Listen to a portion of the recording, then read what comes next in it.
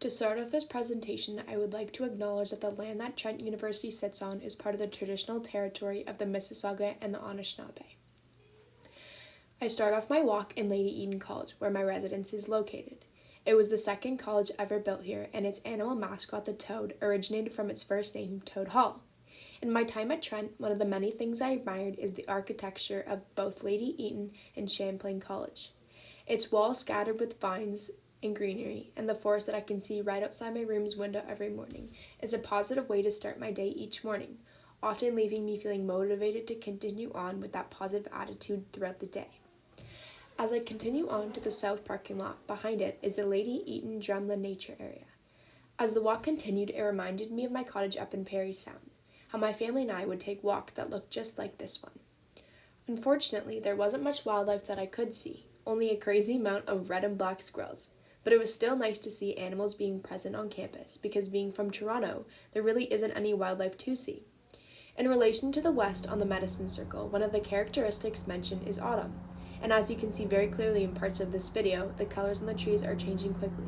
The beautiful red, orange, and yellow leaves are sharing a sign. Winter is coming. Walking only a few minutes on the trail, I was greeted with groups of people who too, like me, were out for a walk. Not only were there physical people in front of me, but I could also hear cars and buses in the distance. They may not have been standing beside me, but it was a pleasant reminder of life outside of the quiet trail.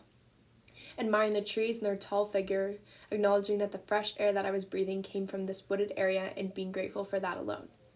And at the end of my walk in the forest, I saw a perfect example of the east. The rocks stacked up on each other is a representation of a nukshuk, meaning to act in the capacity of a human.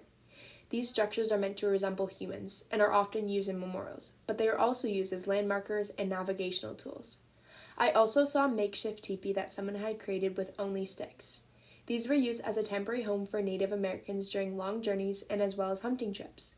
They would provide protection from the outside elements such as rain and snow, and people would set up fires in the middle of the dwelling to provide comfort and warmth for those that were inside. I end my walk by heading towards the path behind Beta Library. This has always been my favorite path to walk on because it has a beautiful view of the Onondaga River, just a few feet ahead of me. Seeing the calm water at this time of year gives me a gentle feeling of relaxation. I always find the time to stop and appreciate it every chance I get. I admire the same overgrown vines that can be seen all over campus, but it is especially scattered across the back of Beta Library. I can definitely say it is my favorite building. It makes me happy to know that there's a little piece of earth on almost every building here at Trent, like a hug from nature.